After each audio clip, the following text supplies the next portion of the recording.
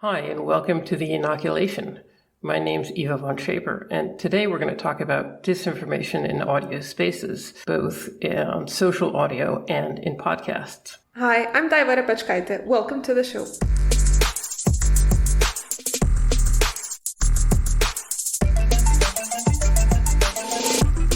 We started working on this episode late last year, but it's really timely.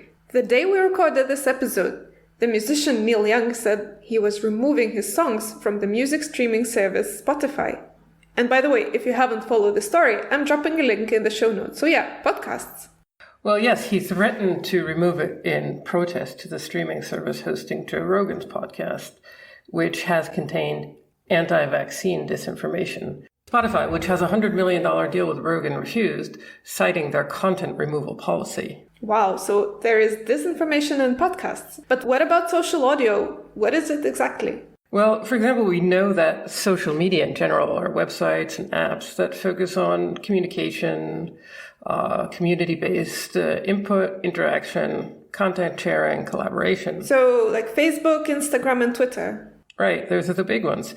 And social audio is social media based on audio content. So some of the biggest names are Clubhouse, Discord, and Twitter Spaces. So basically, these are apps that will allow you to talk to people that you might not even know and talk to groups of people that you might not know in person. And why are they a big deal right now? Well, in general, there are a couple of factors that contribute to the rise of social audio.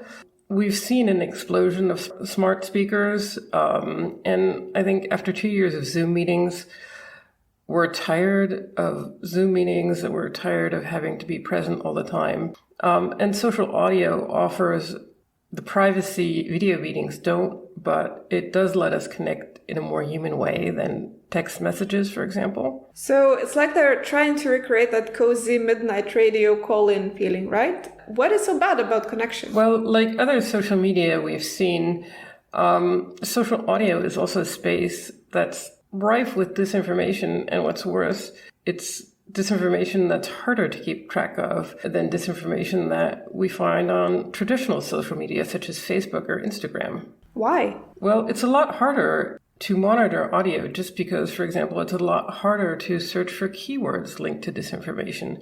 And sometimes these spaces aren't recorded, so they just disappear. So what about podcasts? They are recorded. How do they fit in? Well, podcasts, which for a lot of people look like traditional media, look like radio, they're a prime conduit for disinformation, according to one researcher I spoke to.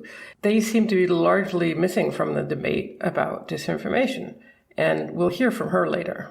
You know, some people I follow on social media are actually gravitating to audio, and they keep posting calls to join them on this platform or that.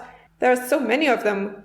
How big are all of these? Well, it's quite hard to say. So Clubhouse, which started last year, had 10 million downloads in February of last year, and the number has gone up and down, but it's not really clear how many active listeners it currently have. So, for example, I downloaded the app, but I don't use it much.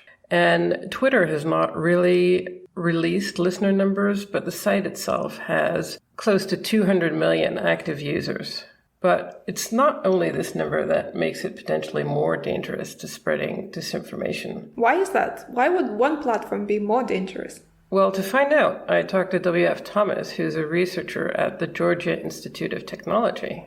Twitter actually unrolled or started kind of beta testing the feature in, I believe it was December of 2020. So it's been around for a while, but that was in kind of this intermittent phase of rolling it out. And so not all users had it.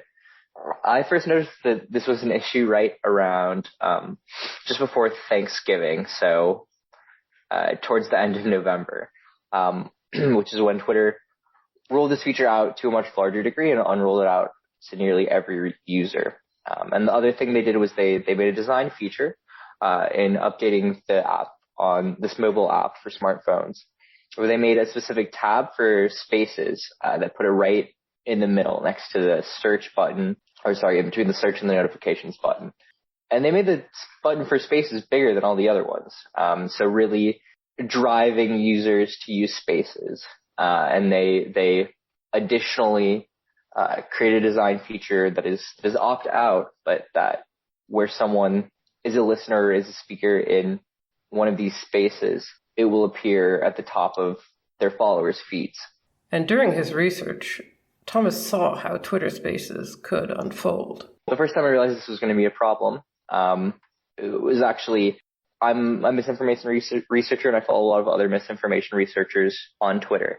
But there was a German language Twitter space, which you probably know the one that I'm thinking of, that involved talking with Nazis or breaking out of a bubble and talking with Nazis. Whether that was tongue in cheek or not, I looked at some of the people talking, and they were self-described white nationalists, right, who were speaking, and that was really alarming for me. And that was I think Germans took to Twitter Spaces a bit more than U.S. Americans did. There's been this what I view as a false idea where, we just need to talk with these people holding these extremists or these very out there and harmful beliefs, and that will bridge the gap. Which these actors who hold these extremist beliefs, who spread disinformation, who spread misinformation, they rely on that. They rely on presenting things as a debate when they have no clear intention to debate anyone who disagrees with them. But it gives them this platform. It gives them this false equivalency, or this completely ridiculous belief, this completely ridiculous opinion deserves to be treated as equal and deserves to be talked with, right? So looping back around, right? Why is this an issue, right? When these things are popping up, people in general love to look at terrible things happening. There's the cars will stop and drive by when there's an auto accident, for example. Everyone wants to go see something bad that happened. Okay, so how do we know that this information is actively being pushed, or it's actively being pushed to the top of feeds?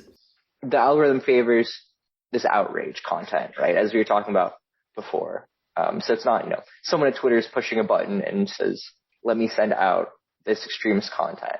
But, the way the algorithm is based, it's based on engagement, right? Come to think of it, Twitter still hasn't introduced an option to report false claims as such.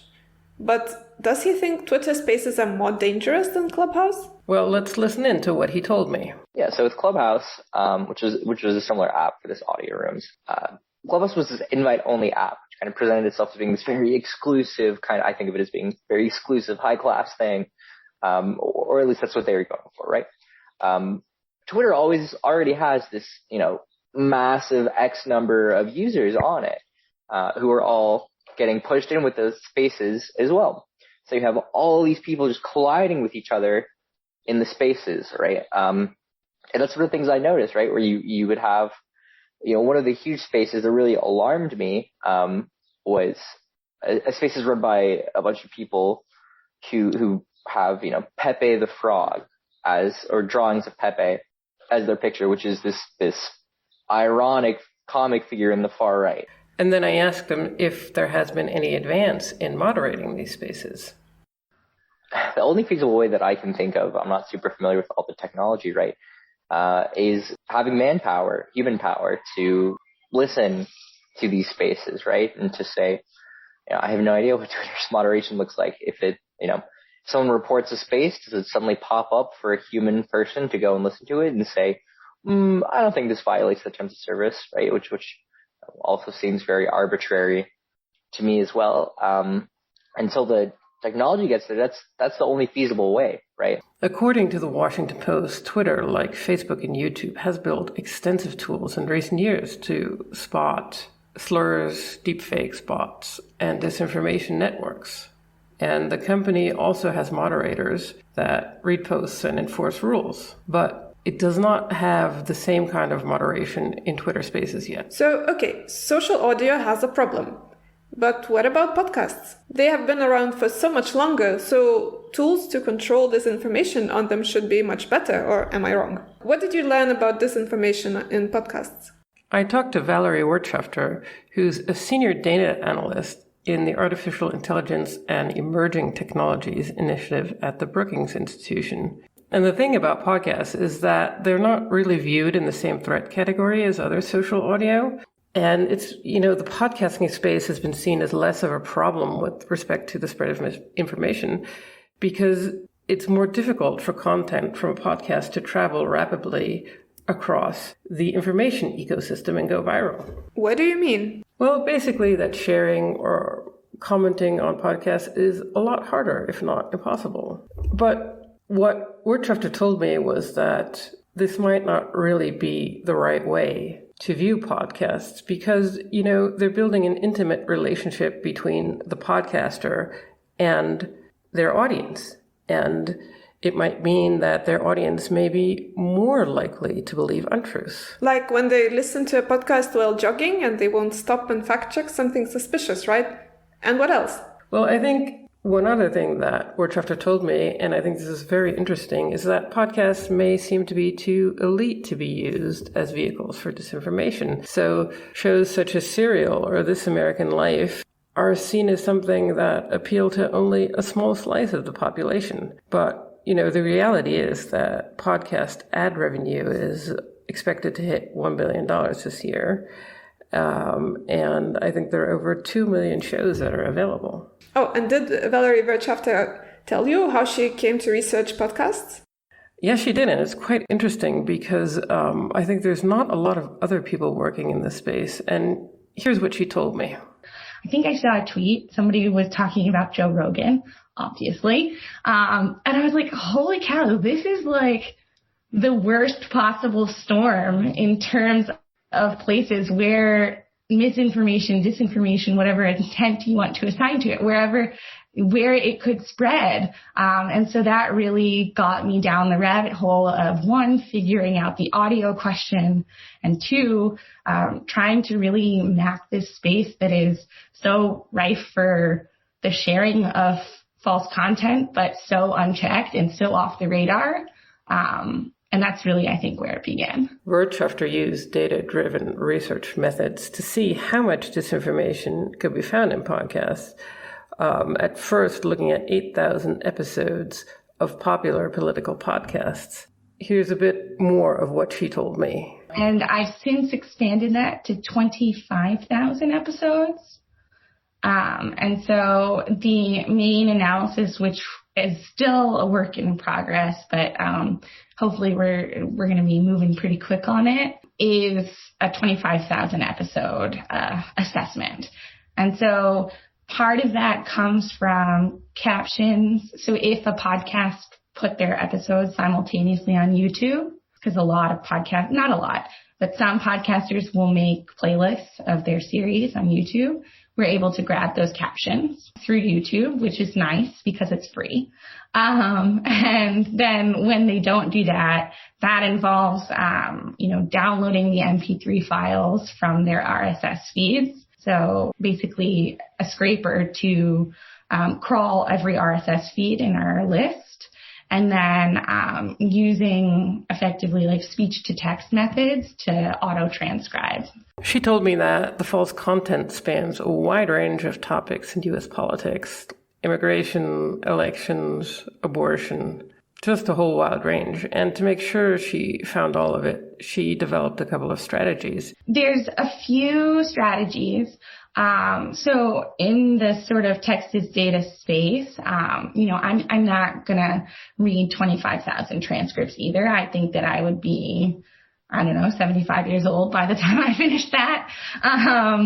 So there's a few strategies that I've been employing. One of them is to just create a simple kind of dictionary, tied to whatever false content I'd be looking at the time. So, if it's vaccine misinformation, it's looking at terms like throwing in things like pandemic or lab leak or something like that, and then detecting in the transcripts or which transcripts from that larger corpus of 25,000 episodes use these terms or bring this content into their audio files. And then once I get a match in that approach, I'll actually then manually go in and review the area.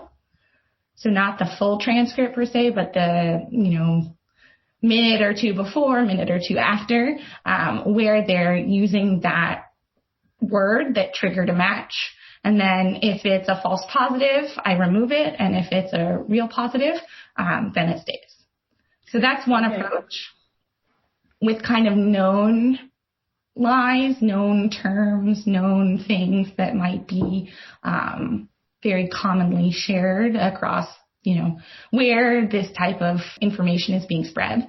And then the other approach is sort of more of an agnostic approach in the sense that I am not determining the words that go in. I'm relying on external fact checkers. So right now I've been using PolitiFact and Snopes. And what's nice about those two fact checkers is that they actually provide sort of the fragment of phrase or the information that was actually being shared at that time. So it's not just the fact check, it's actually the content that was being fact checked. And so I run what's effectively kind of a very massive matrix that identifies the parts of every transcript where that false piece of content is the closest. So looking at sort of the similarity of sentences, and so it doesn't necessarily have to be exactly the same as the fact-checked episode, but similar, using similar words, and what that algorithm does is effectively just allows for some error, some change, whether that's error from the transcription process or different ways of phrasing things potentially. And so that also, again, after that process occurs, I go back and I manually review any of the matches that meet a certain threshold for similarity. Why hasn't anybody looked into this? Well, I asked Valerie Wirtschafter the same thing. Here's what she told me. Yeah, I mean, it's a great question and one that I'm still trying to figure out, why this project appears to be, at least to my understanding, sort of the first, if not one of the first, to actually systematically explore this. I mean, I think as sort of someone with an academic background, you expect every great idea, somebody's already had that great idea and explored it in some way. So how can you make changes around the edges? But I'm still baffled a little bit that nobody's kind of looked at this podcasting space seriously. My sense is that, one, it's a methodological challenge. The tools haven't been in sort of the mainstream of research for that long. And so, getting the auto transcribing, getting that to be precise enough to be able to use it has sort of, I think, sharpened quite a bit. Some of the more complicated text as data questions have become more prominent. And so, I think it's just the right time in terms of the research methods. I think part of the challenge also is I think there's just sort of a fundamental disconnect in how podcasts are listened to or who's listening to podcasts. Among my friends, and the people sort of in the academic space, it's the serials, it's This American Life, it's Radio Lab, it's things like that. But the space is so much larger because it does, it's sort of like a blog or something or a social media platform where anybody can really sign up and become the expert to their audience, right? But, it's not that similar because people can't really talk back. And yes. So it's this sort of hybrid new media, old media medium that makes it a bit challenging and I think potentially misunderstood in that respect. So I think, there's a ton of reasons, all that probably compounded. Oh, that sounds like it was a huge undertaking. Yes, and I think it really was. And she made a couple of really good points about why podcasts might be more dangerous in spreading disinformation than big platforms like Facebook, for example. I think that, yes, it's less shareable in some respects, but the part of the problem with a Facebook or a Twitter is there's just this sense of information overload. And so what is the meaning in any specific signal, in any specific tweet, in any specific Facebook post? It's unclear how much that moves the needle for any one person. But the podcaster-listener relationship in a lot of these episodes is very intimate, and there's just a high degree of trust that gets built up over time. And, I think that's a super interesting area for more research to be done. And I would strongly advocate for it because it is such a sort of unique dynamic. But, there is a question of, are untruths shared in podcasts more meaningful potentially? And so do they carry more weight than just your average tweet that is one of 1,000 tweets or 1 million tweets?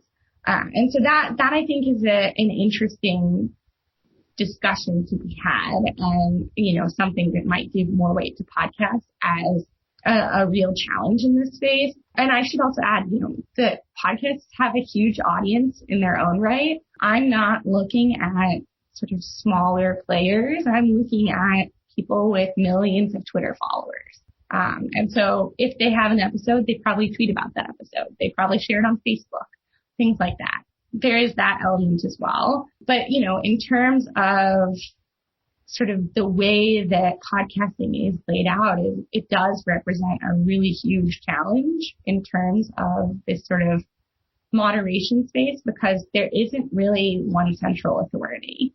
There's not a specific platform that's, whatever responsibility they argue they have, that is at least in some way marginally responsible for the content.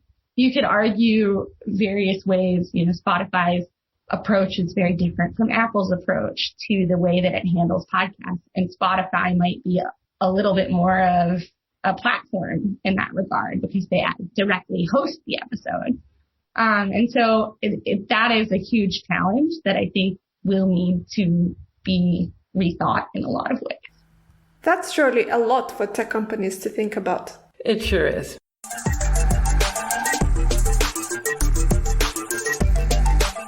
That's it for today. As always, you can find the transcripts on our website, www.theinoculation.com. This episode was supported by a Heinrich Böll Foundation grant.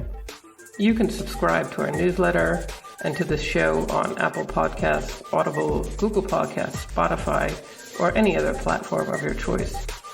Follow us on Facebook at The Inoculation, on Twitter at @TInoculation, and on Instagram as _inoculation. We'll see you in 2 weeks. Bye for now. Bye. See you in 2 weeks.